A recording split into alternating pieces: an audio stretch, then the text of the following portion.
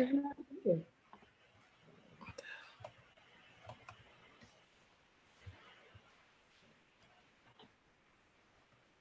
Sorry, y'all. Taking a little bit. What are you doing?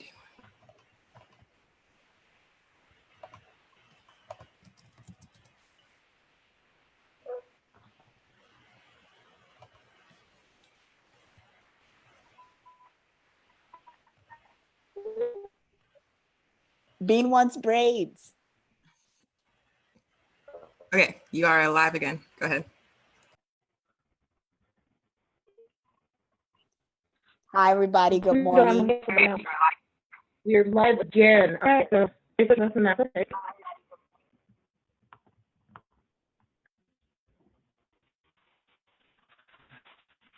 All right.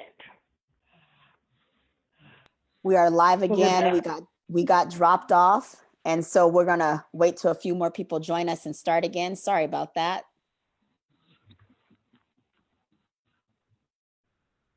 Sometimes we have these technical difficulties here. I don't think we have technical difficulties. Facebook has some technical difficulties. It's not a problem. No. We're good to go.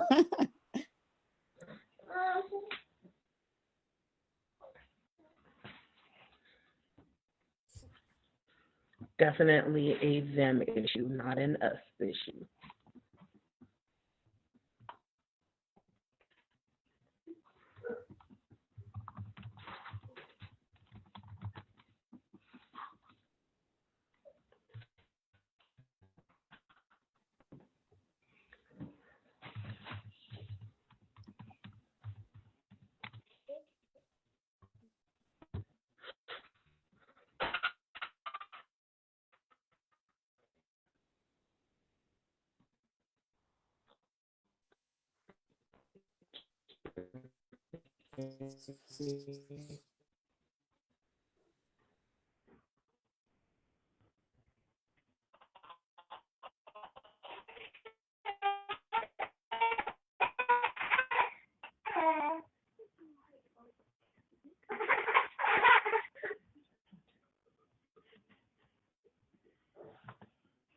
All right.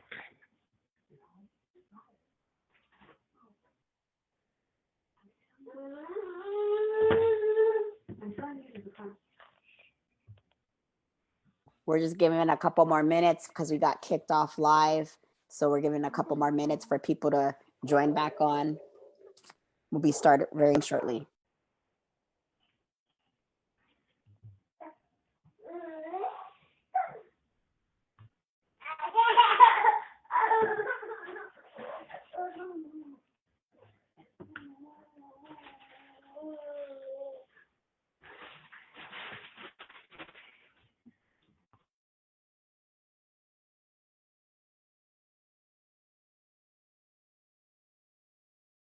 All right, let's get started.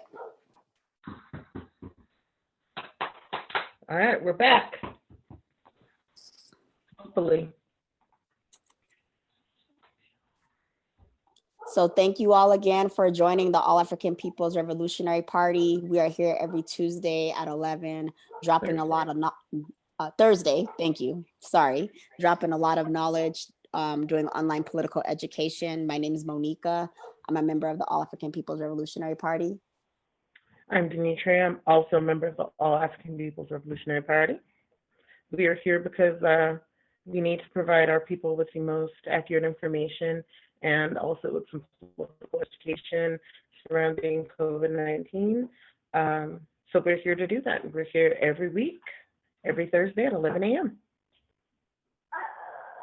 Thank you all so much for joining us. The African People Revolutionary Party, what we work to do is have a unified Africa and liberate our people here in any one part of the African diaspora, as well as on the continent. As with all with our programs, we want to acknowledge that we are on stolen indigenous land. We are in solidarity with our indigenous relatives to get their land back, and we want to also work to get our land back in Africa. For today's show, we want to call in one of our ancestors. The ancestor we're going to call in is Queen Kaitu Betu. She shielded her people, her Ethiopian people, from being colonized. And so we want to call in her victory and her strength in this space as we continue to fight for the liberation of our people.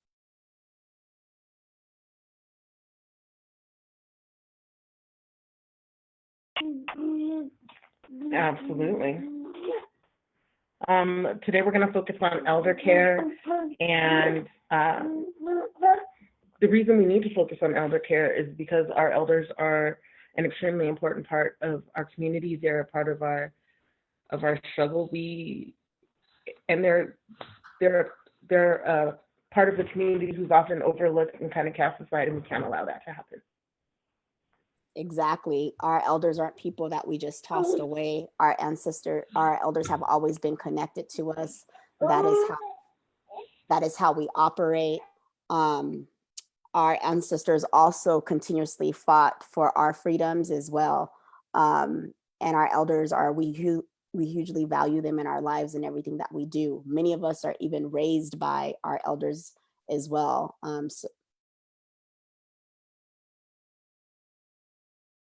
The beauty of being raised by our elders is we're always connected to them, and they're also connected to us. As Demetria mentioned, we know that our people often get cast aside, especially being in New Mexico.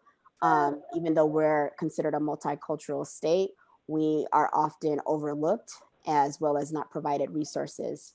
So with our elder care support, we are there to actively be engaged in supporting our people. As I mentioned before, some of us are even raised by our elders. Over 2 million people in this country are raised by their elders. For Africans, and when we say Africans, we're talking about anyone of African descent. Over 500,000 elders raise their grandkids, and I'm one of them. I was raised by my grandparents as well. Hey. I spent the majority of my youth being raised by both my maternal grandmother and my paternal grandmother and grandfather. And I think a lot of us in community, it's not even just our grandparents, it's our aunts, it's our uncles.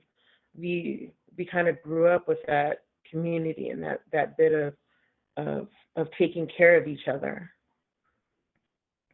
And it's not, and this portion of community self-defense isn't even new. For those of us who are raised in the church, it's, you're sick and shut-in list, and you go down and you see what Miss Shannon needs because she's been ill. You go see about Miss Kelly because she's by herself. We've been raised and conditioned to where we're supposed to take care of our elders. We're supposed to, they say God provides for old folks and babies. We're supposed to provide for our old folks. It's our job. It's our obligation. Exactly. That resonates with me so deeply. So for our elder care support community defense, we are focusing on elders who are 50 and over, who may be isolated or have physical limitations, physical limitations as well, or can be immune compromised, and they're unable to leave their homes. Absolutely. Our goal is to start with providing support through care packages for 10 elders with the goal of serving as many elders as possible. Yes, so in the comments, if you're in the comments and you know an elder who needs support, please leave that information. If you are interested in donating items or financial resources, again, in the comments, please leave that information. You can also jump in, shoot us an email. You can go on to the All African Peoples, AAPRPNewMexico.org, and we'll get links in the comments so that we can help our community. We can all be a part. There's absolutely no reason that we can't. Definitely. And it's going to be us who will serve our people. We know that no one will serve our people, and we know that it is up to us to save ourselves. During this pandemic, our people are the most impacted. So with COVID-19, we know that Africans, as well as our indigenous relatives, are mostly impacted through cases as well as, unfortunately, deaths. Right now, when you look at the data, it does not show, it doesn't break down by age, it only breaks down by race and ethnicity. And so what the data is showing is that uh, countries that have a higher African population, they're 3 times more likely to have coronavirus, and they're also 6 more times to end up passing away. Unfortunately, it's a cause of death, and that is due to social determinants of health. We know that it's in direct relationship to poverty and how poverty impacts our people. So things that we have been saying for generations and our elders have been saying for generations is being surfaced now during COVID-19.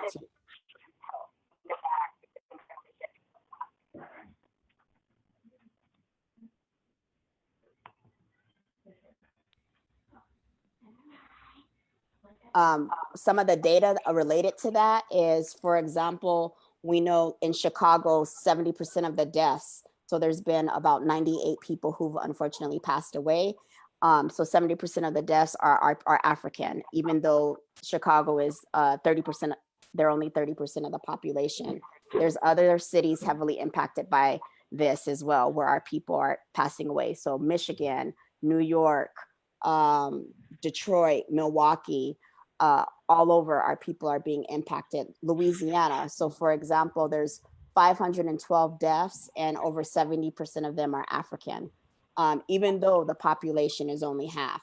So we're overrepresented in these spaces where our people are continuously passing away, and it's elevated due to how poverty impacts our people and environmental justice. Absolutely. So we know, go ahead. I'm sorry, Demetra. I was just agreeing. So we know in our communities, we have the highest cases of asthma due to the pollution that's done by industry that lives in our neighborhoods. And that causes respiratory challenges and asthma. We know that the lack of access to foods, because our people live in food deserts in all over in this country and other spaces. And so how that causes not access to healthy food causes high blood pressure, causes diabetes, causes chronic illnesses. So that in combination with COVID is why our people are passing at a higher rate. And so it's all institutionalized racism that impacts our people. And we also know medical racism is real on top of that. And so even access to healthcare plays a factor. Absolutely.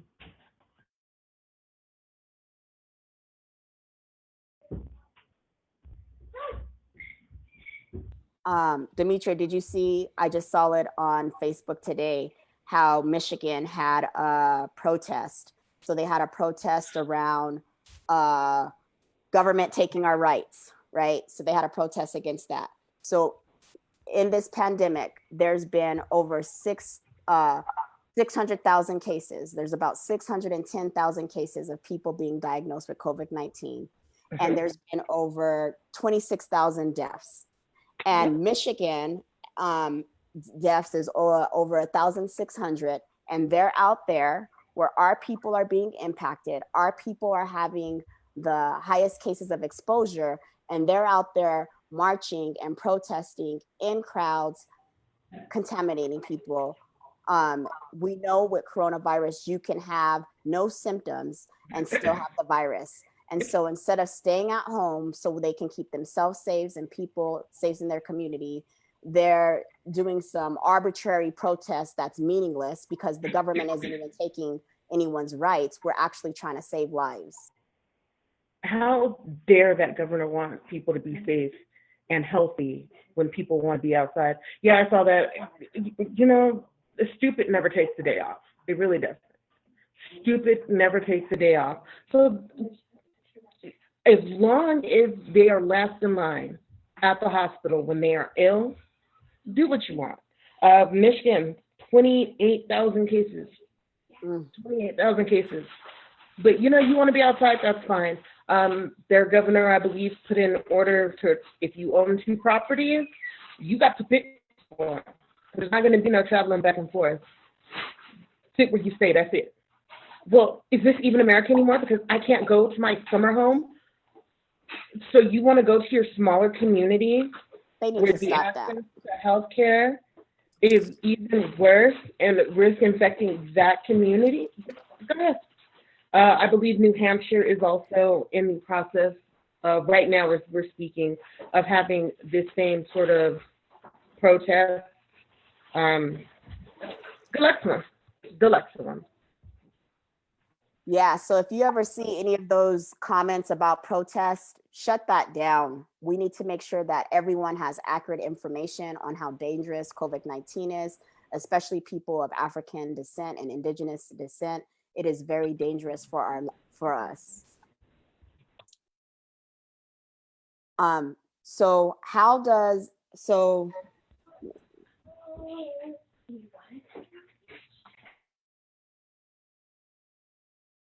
the next portion of this is we're going to talk about how this connects to Pan-Africanism, and then we're going to do a Q&A to see if anybody on Facebook Live has any questions. So for us, this is important, as Demetria mentioned. Like we are always connected to our elders. They are our people. It's part of our roots. It's part of our culture. This is connected to Pan-Africanism because we are one united village, working toward one united village. And it is up to us to help our people here and all over the world, making sure that our elders are cared for through community self-defense and making sure just our communities are cared for. Absolutely. And we can't, it's not one group of us over another group. It's all of us. We have to care for our elders just like we care for our direct peers. It's all of us together or none of us at all.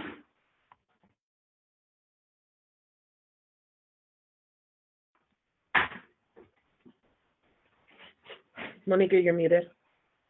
There's a comment in Facebook now, of course, in Michigan, all the protesters were, of course, European, right?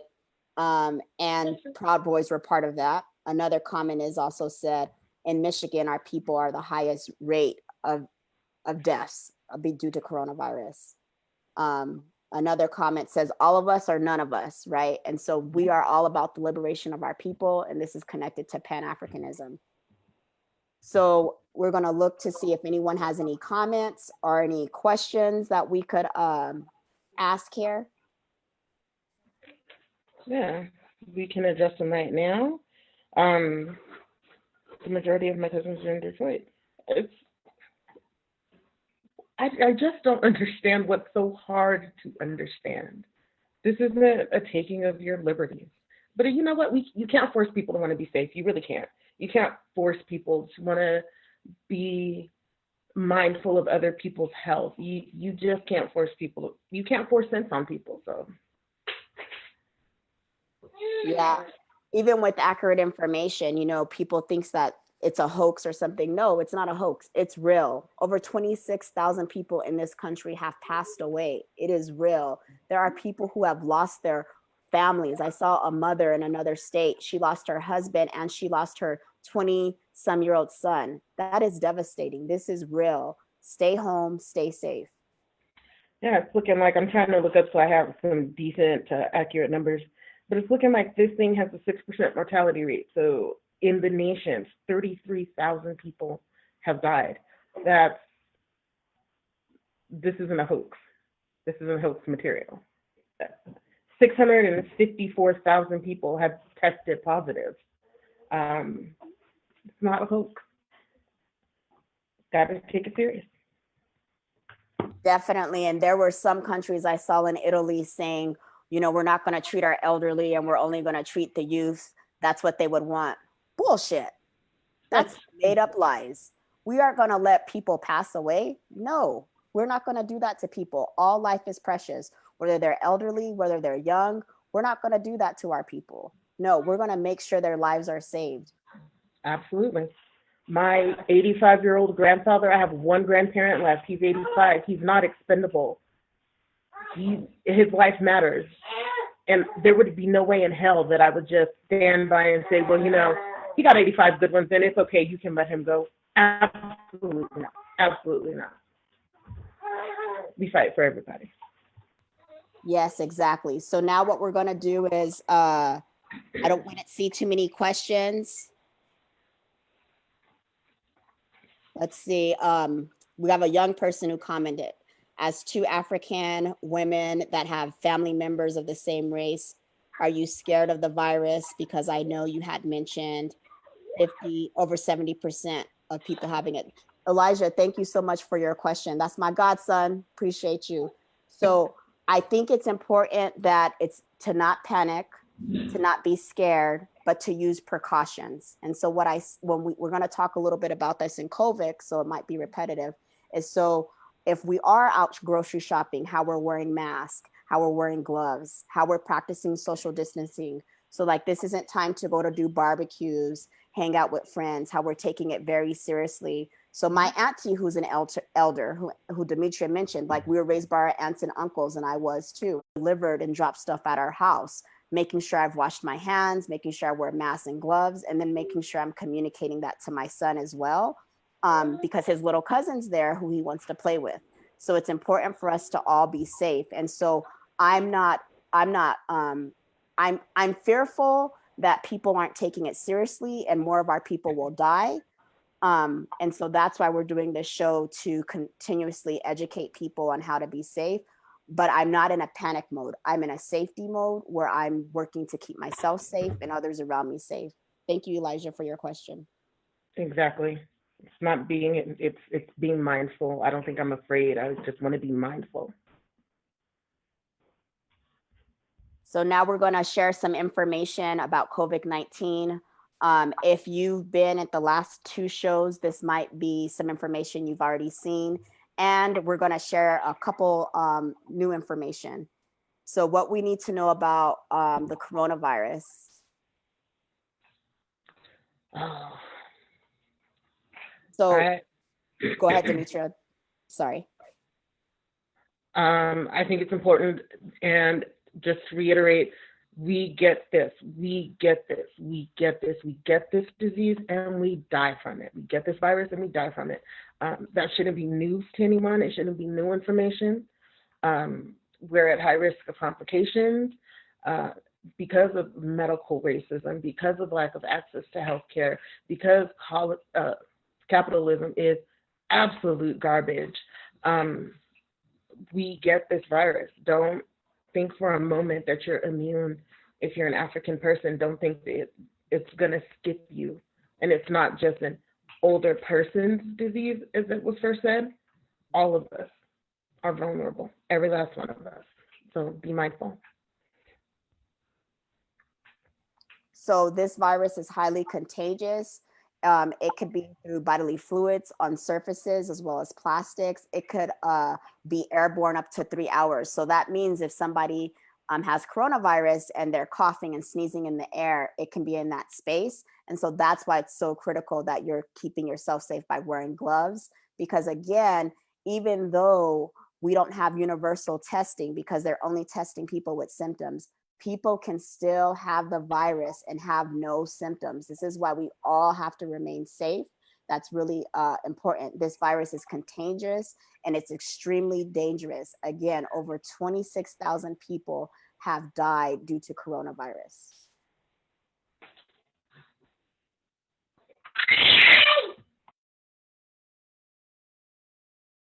So this is not like the flu. There's a lot of information being compared to how many people die from the flu every year. So this is very important to understand. So there's no vaccine. There's no vaccine, and it is attacking people who are vulnerable. So people who have immune compromised, respiratory challenges, who have diabetes, a lot of the things around social determinants of health and environmental justice that impacts our communities heavily. So this is very, very different, and it's extremely dangerous. And for example, we continuously see, even in our own state, cases increasing of people who have COVID-19.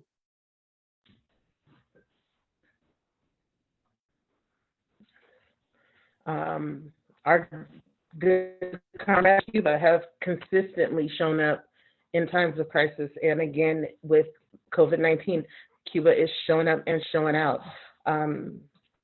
Cuba is sending doctors everywhere they can. Everywhere their help will be accepted. Cuba is sending people. Cuba's working on a treatment for this. We won't ever get it because, trash blockades prevent that, but Cuba is showing up and showing out as they always have. Interferon alpha B2B, not B2, 2B is not available in the United States. It's proven to be beneficial to folks in Cuba, and we won't have access to that in America, unfortunately. Yeah, so there's not a vaccination, but Cuba has been able to make a medication that helps to boost immune systems. And again, us not having access to it because this government continues to have sanctions and blockades. So we are always saying, kill all sanctions. We do not want sanctions. All it does is harm our people, and it harms people all over, like in Cuba as well, and other countries. So this goes to a little bit of Elijah's question, which was really great. Always appreciate our young people being in these spaces, asking questions as well as contributing. So we are in this together, right? We do not want to cause a massive panic. We want to be safe, keep one another safe, keep ourselves safe. So it's really critical that you frequently wash your hands consistently, cover your mouth and nose when you sneeze, when you wash your hands right after that. If you don't have access to hand sanitizer, which is hard to find because it's actually not good to put it on multiple times, washing your hands is always the best mode. Avoid touching your face. You do that, wash your hands. I'm laughing because my son's like, this isn't nothing new, Mom. You always make me wash my hands all the time. And I'm like, yep. And this is why we're going to continuously do it. So continuously wash your hands. Wearing masks is better than not wearing anything. So we know when the virus first started, people were saying only wear a mask if you have symptoms. Now they're saying wear a mask all the time. Yes, wear a mask all the time. When you are out, it is critical. It's better to have a mask on than be exposed to air where you have no idea if people are coughing and sneezing. Yeah, avoid crowded spaces as much as possible. That is really critical. And Demetria, you want to talk about taking off the shoes and why that's important? Sure. Your shoes are a surface. We know that the virus lives on surfaces. You keep your shoes on when you come in your home. You're tracking that whatever's on the bottom of your shoes all throughout your house. It's as simple as taking your shoes off when you come in the door. Take off your shoes. In North Korea, there was a story where medical professionals are like, I don't know what's going on. I've done all these things. It's on the bottom of their shoes. Because you're in these spaces, they're in hospitals, they're taking care of people with this virus. Take off your shoes. If it's possible for you to wash your shoes, wash your shoes. We know Clorox wipes are hard to come by. I haven't seen Clorox wipes in the store since like the first week of March. So if you don't have access to Clorox wipes, you can take a little rubbing alcohol and just wipe your shoes off. It's a really simple thing you can do to kind of keep the virus out of your house while you're sanitizing everything else. Your keys, your phone. Your laptops, because you're probably on them a lot now since. Yep. The other thing is washing surfaces you commonly touch. So your table, your not your keys, like your door handles, but commonly watching surfaces that is frequently touched by multiple people. So continuously making sure those spaces are clean, whether you're diluting Clorox, whether you're using some Lysol, some Fabuloso, whatever you are using to clean, but to make sure that you're cleaning surfaces that are often touched. Yes. And I would include your keys. We neglect our keys. Still, their keys.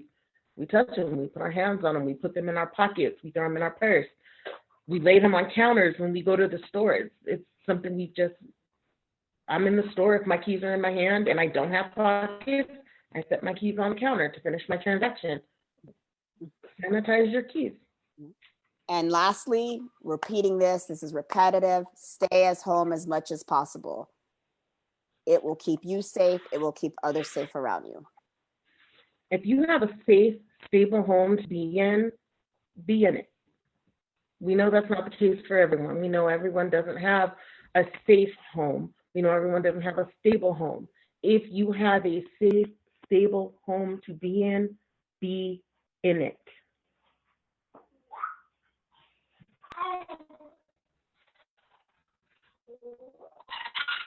Yeah, we're in this together.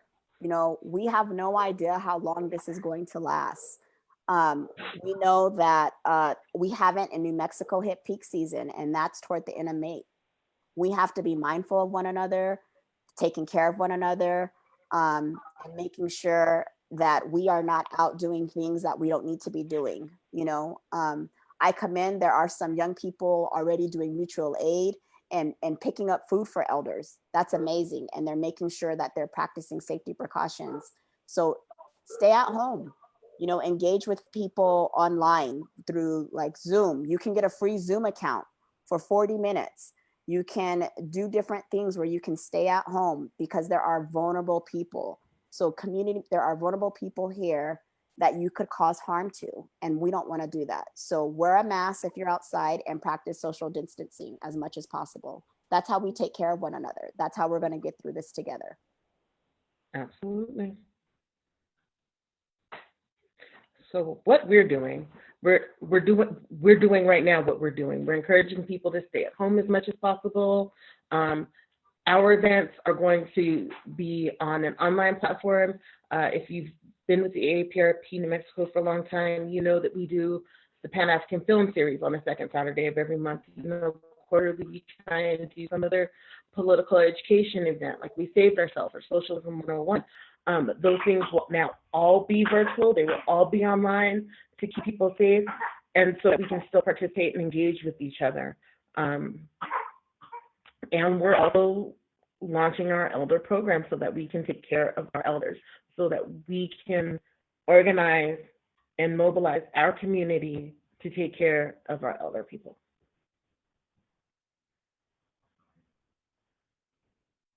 So you can, if you want to support the elder program, right now you're looking at the information. There's the AAPRP New Mexico. You have it. That's our email. You see us on Facebook, Instagram, Twitter. We're around. So please reach out to us. There are 6 members. Reach out to any of them, and we're going to make this go. Thank you. I just want to also uplift a couple comments that were here. So Quincy, always appreciate our young leaders. So Quincy says more people of color are being impacted by the virus more than any population in New Mexico, especially with in Native and impoverished backgrounds. As a people, what do we need to do to hold each other strong, right? We got to hold each other strong. And that's some of the things we talked about. As people, we can come together for each other, but not seeing one another. Also, Comrade Andrew mentioned there are online board games that people can do with families to still engage. So you can still do online games with family members, which is great, right? And you can do online games with people who aren't even living in your own residence. Thank you both for sharing. Awesome. Now we're going to talk about, we're going to move into how our African COVID-19 updates that we always share. So we have some information to share with you. Yes, we do. So as mentioned before, we talked about how our people are being impacted the most.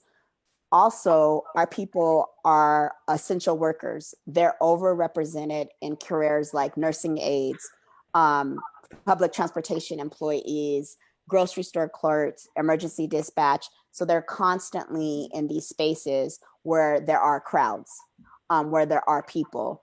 And again, there was just last week, it's been announced in certain states, not all states, but the CDC announced it to start wearing masks and gloves.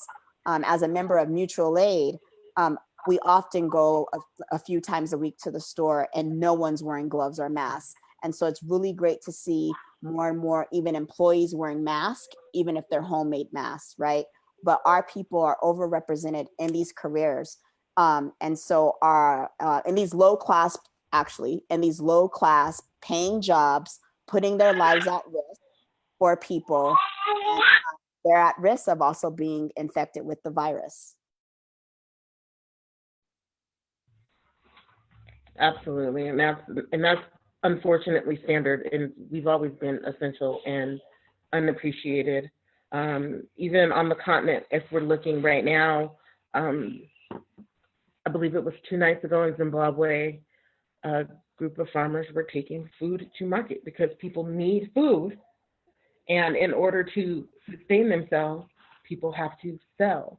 And because of the way their shelter-in-place order is put into effect, the food was destroyed.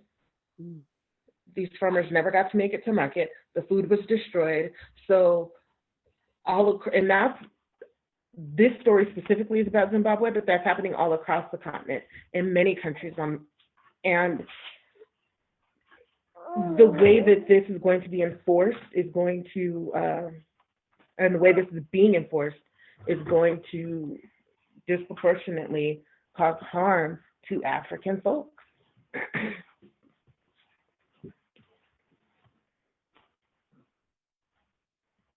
Definitely, I agree with you, Demetria.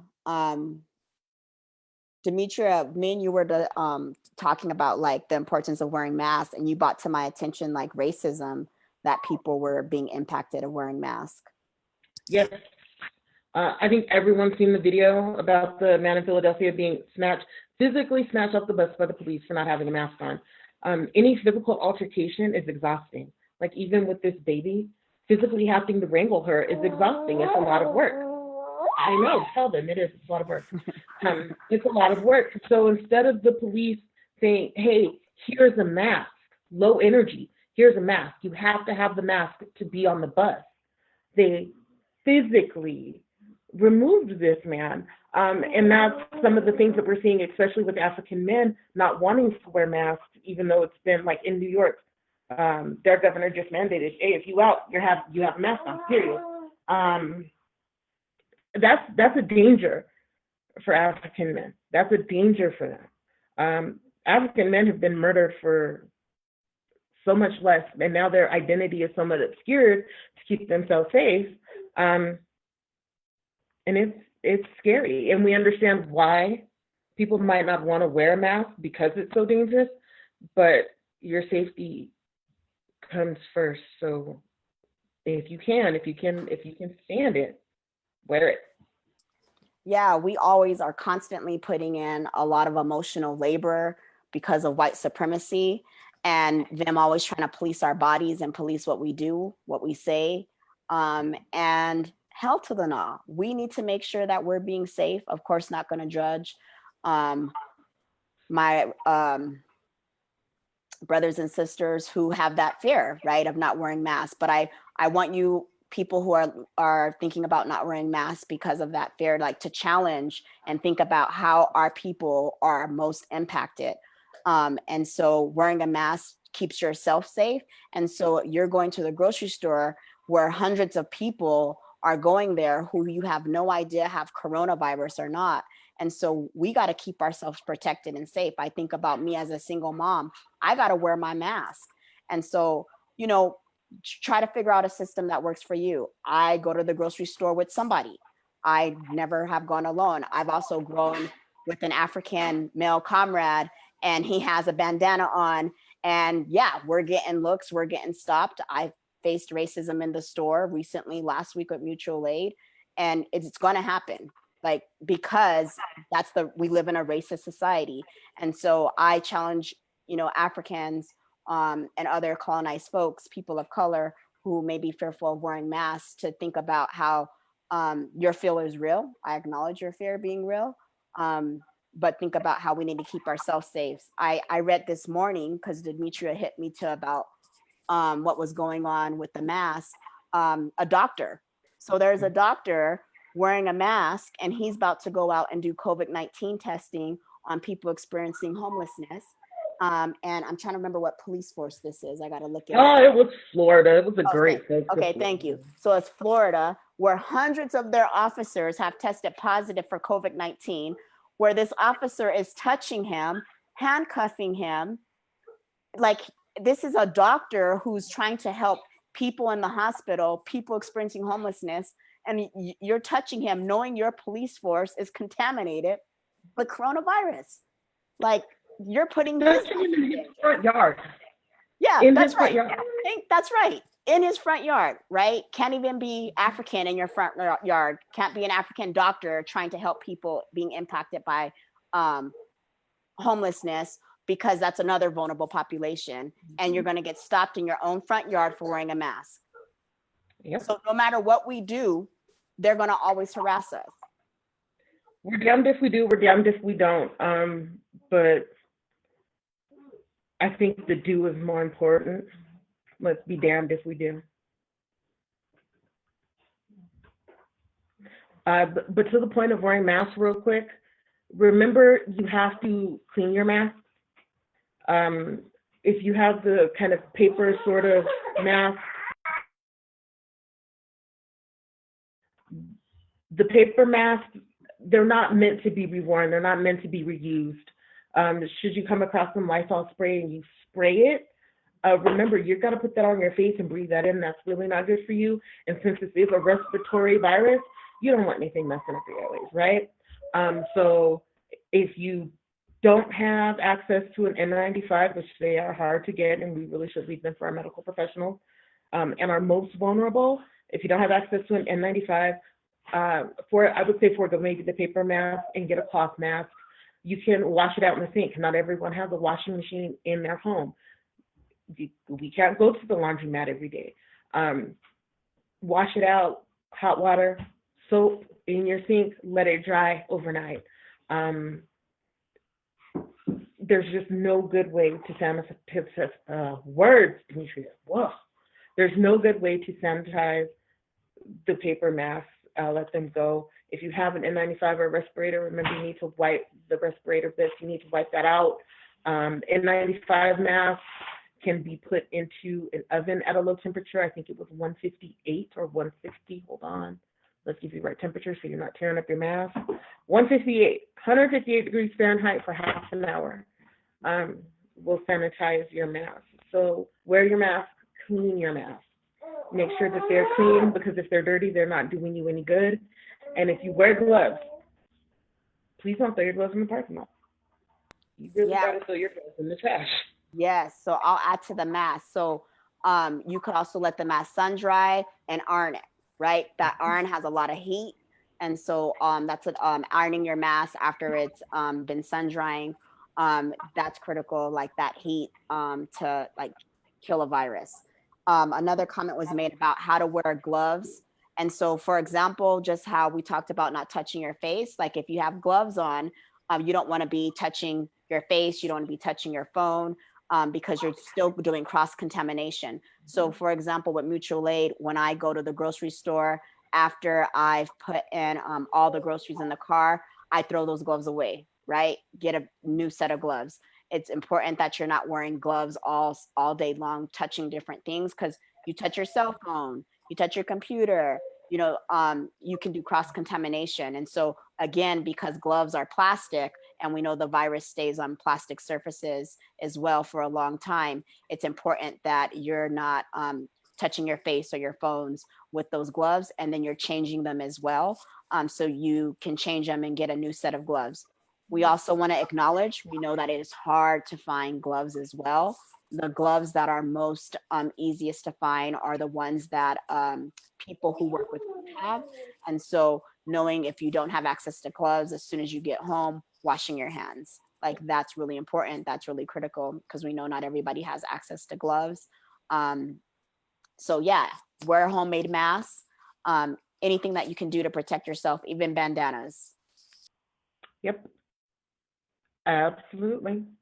There was a comment, Kat, who donated to Mutual Aid. Thank you so much. If anyone needs a cloth mask, I'm making them. Let me know. So see Kat in the comments. If anybody know what needs a cloth mask, and thank you, Kat, for making masks. And Kat's been making masks and passing them out. So thank you so much for doing that. Please touch bases with Kat if you know anyone who needs access to masks. Also, we'll put in the chat later on a space where you can request masks as well for free. But definitely hit up Kat. Kat just posted it now and is an amazing resource. Awesome. Thank you so much. I think we're going to bounce on over to local updates. Did we cover all our bases? Yeah, I think we did. Thank you, Demetria. Of course. So the breakdown as of last night, the count that I got this morning was last night's count. In the state of New Mexico, there are 1,484 positive cases. Again, this is as of last night. 36 deaths and 353 recoveries. I think it's important to note when we think about testing and like positive cases, it seems like a no number. There are roughly 2 million people in the state of New Mexico. There have only been 33,000 tests given. So 1,400 people doesn't seem like a lot, but it's the amount of testing that's been done it's a drop in the bucket as far as our population goes. And I think that's why we're harping on staying safe, keeping stuff clean, not going out, because the testing just isn't there. The testing is not there. So again, 1,484 positive cases, 36 deaths, 353 recoveries. The eviction moratorium, I want you all to know that it's a sham, okay? The eviction moratorium is a sham. Don't be lulled into a false sense of security, because your landlord can still start eviction proceedings right now today. If you were not able to pay your rent on April 1st, and that stimulus, that wonderful stimulus check has not made it to you yet, your landlord can still start eviction proceedings. The courts will then send you a summons. You will have to go what do we call this? Teleconference in, video or phone, and provide evidence to a judge that you cannot pay your rent because of COVID-19 complications. If you do not have adequate evidence, you can still be evicted. Please don't be lulled into a false sense of security with the eviction moratorium, because you can still be evicted. If you are in any sort of other lease violation, if you violate your lease in any other way, you can still be evicted. So not only is the moratorium a sham, we need a rent freeze. Like March 15th, we needed a rent freeze. If you can't work, you can't pay rent. It's non-negotiable. You can't argue it. If you cannot work, you cannot pay rent. So we need a rent freeze.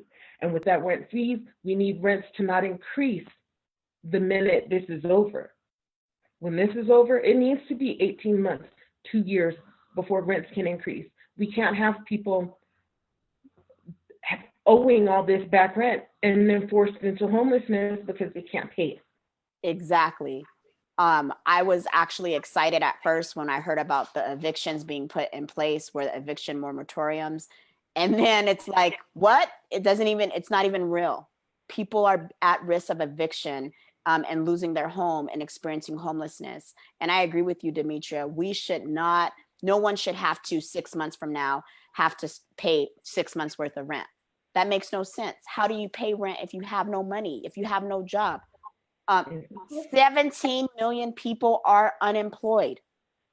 Ooh, You know, let I me got it. correct your number. Yeah, I got it.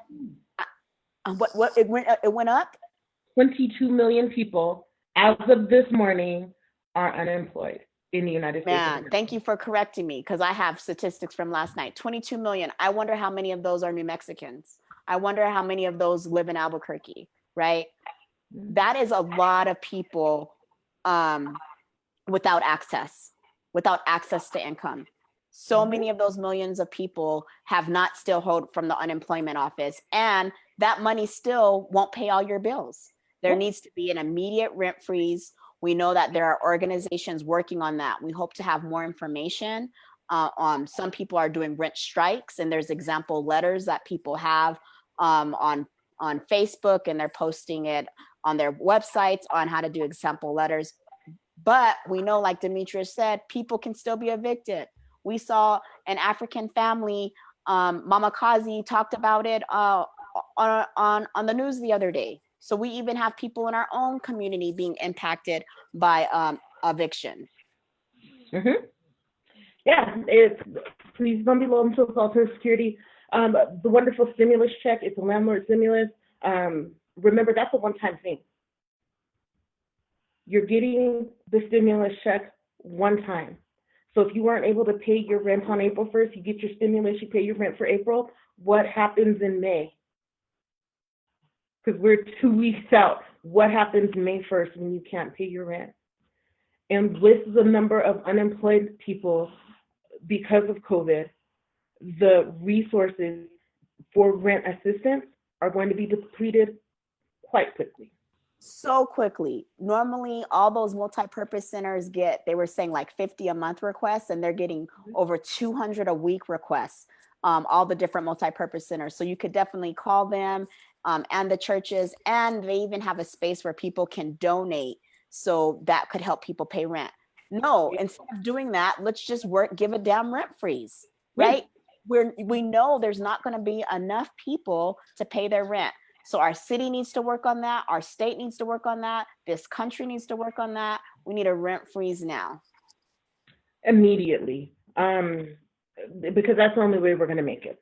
That's the only way we're going to make it. Remember, the stimulus is also a sham because you're only getting it once.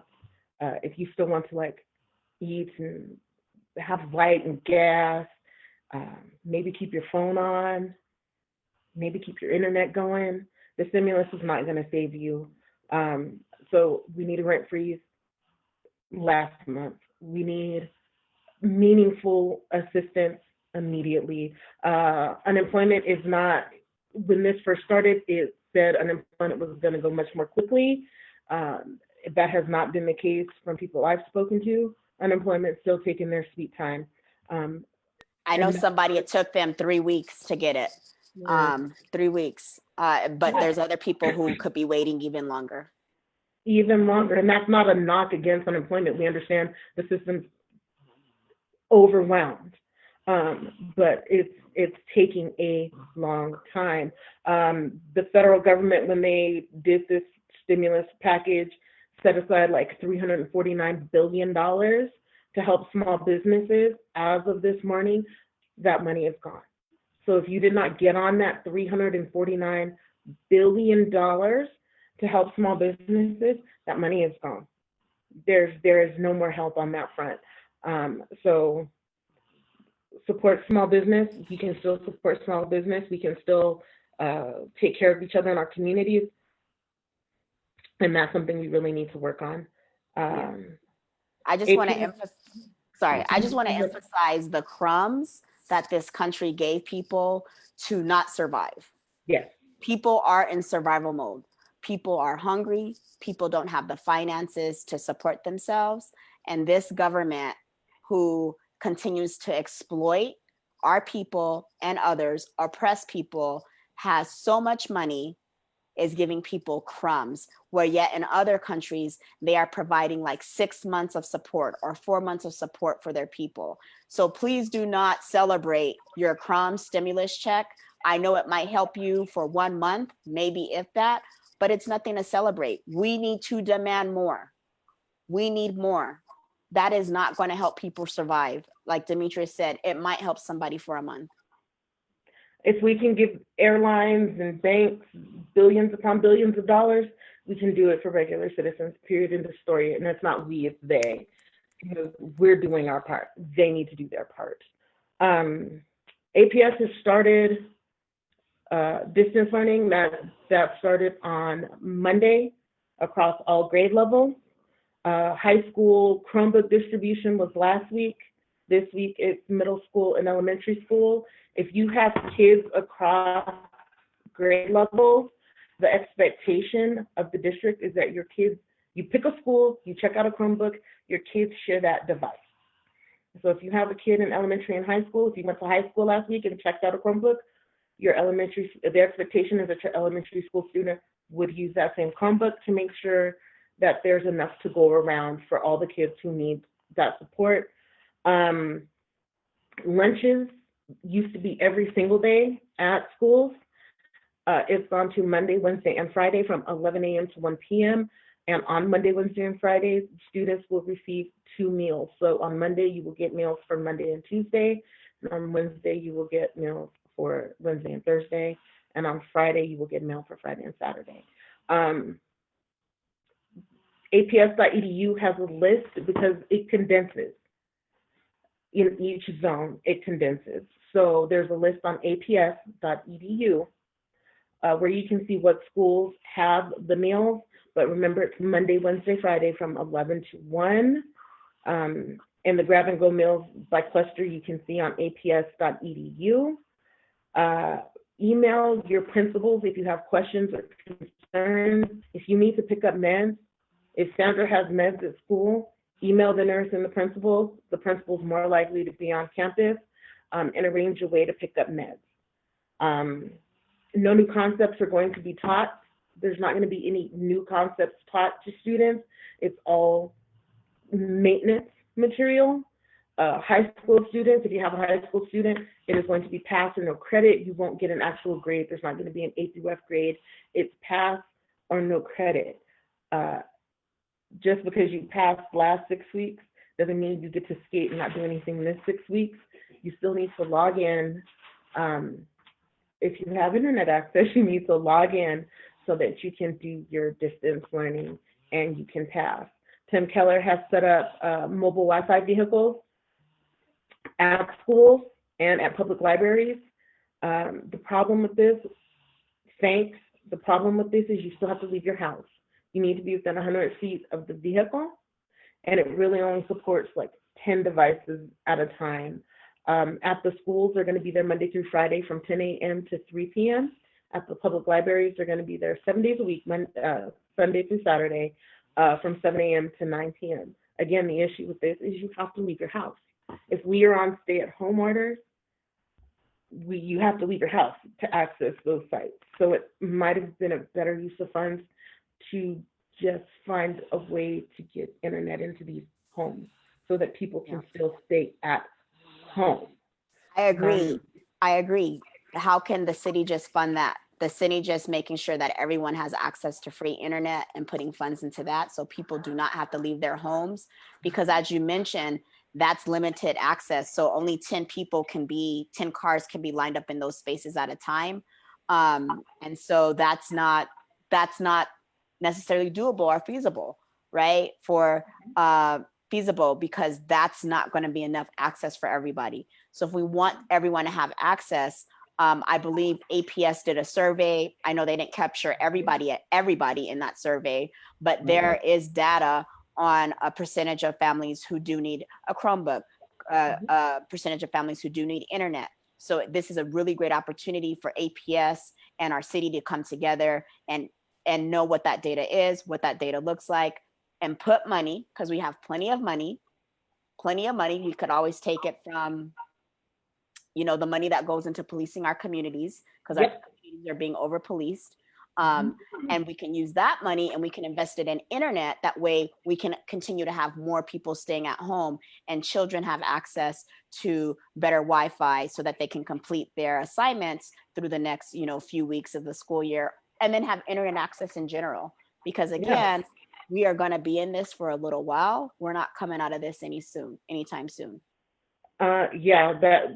this is a marathon, not a sprint. We're going to be doing this for a bit. Yeah, just make sure that you're checking in with your teachers. If students who might be watching this and parents, make sure you're checking in to your Google Classroom and doing the work. On the 14th, the city updated their website to things that are still closed. So the zoo, the museum, other events have now been closed until May 15th. And the libraries are closed for the foreseeable future. So that's just something to keep in mind. You see, instead of just giving it to us all in one chunk, they're piecemealing it out. May 15th, then we'll push it out to May 31st. So that's just something to be aware of. Remember, buses are on Saturday schedule. All buses, all the time, they're on the Saturday schedule. If you're taking the Central bus, that might not affect you because the Central bus runs pretty regularly every 20 minutes or so. But if you have to get across town, it's going to be a problem because some buses only run once an hour. Some buses stop running at 6 o'clock. So be mindful of that. You can call 311 to help with planning your route, because if you don't have stable internet access or you have, data limits on your phone, you can always call 311 and they'll help you route your trip. There's no Rail Runner. Rail Runner has been suspended, and there is no ART. ART has also been suspended. So those are just things to keep in mind. If you have to go to work or you have to travel, if you have to leave your home, those are things to keep in mind. Thanks, Demetria.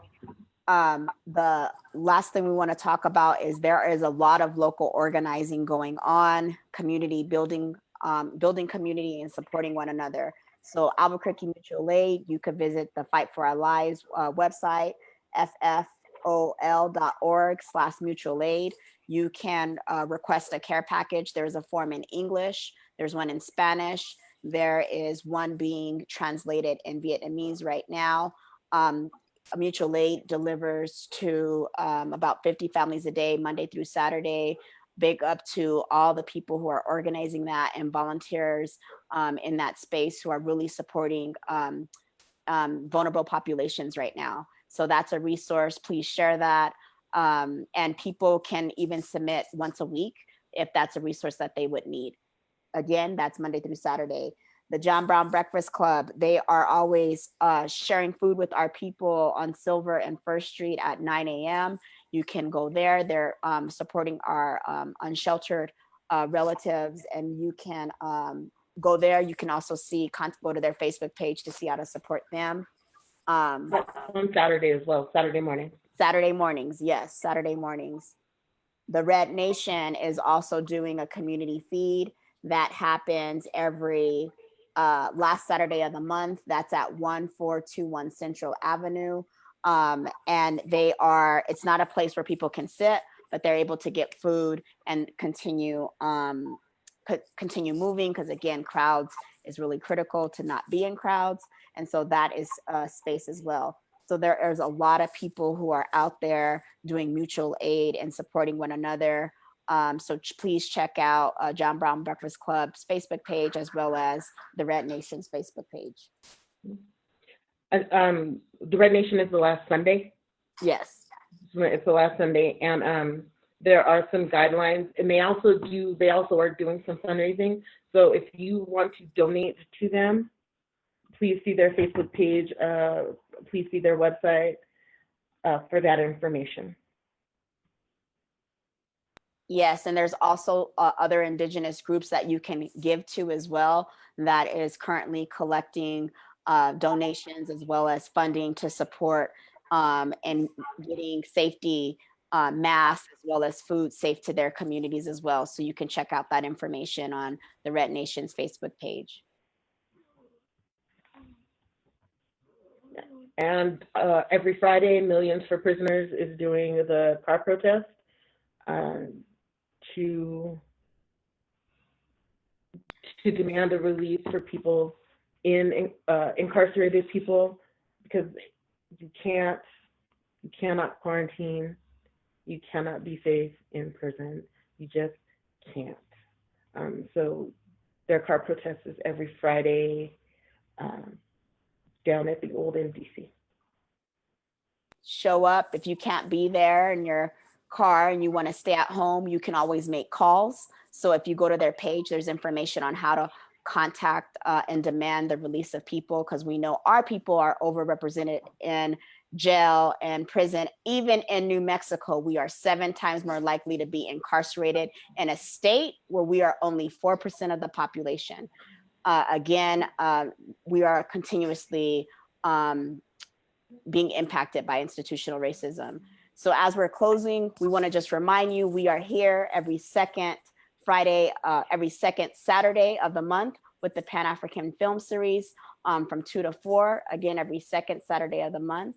We are also here every Thursday at 11, sharing information around a political education topic and giving you new updated information about COVID-19. We appreciate you being here with us. One thing I didn't get a chance to say that one of our comrades said to shout out is how Valenzuela is taking care of their people. So for the next 6 months, they are paying their mortgages, they are paying their rent, they are paying their utilities, they have access to free healthcare system. Again, things that we need to be doing in this country. But we know because of capitalism and imperialism that they are not doing right by the people. So research what's going on in Venezuela and Cuba and other places. Don't believe the lies that people tell you about other things. You can research it and see how they're helping their people. Yep. Cuban children do not go to bed hungry because they feed their community. Imagine like having your needs met in a medical crisis. Weird. Right? Just horrible. Let's do this. We got to step up for our people. And that's why we are here. We are the All African Revolutionary. We're the All African People's Revolutionary Party. We are here to liberate our people. We are here to save ourselves. We are here to fight for our freedom. We want you to join us. We want anyone who's of African descent, you can hit us up. We want to share more information about what we do as well. Absolutely. And if you don't identify as African, if you're not of African descent, find you some comrades, find you an org, get involved. Last week, if you watched the episode, if you didn't, go watch it. It's on YouTube. It doesn't take a lot to fill a hole in your community. It doesn't take a lot to fill a gap. You see a need, fill a need. Take care, get an organization, and take care of your community.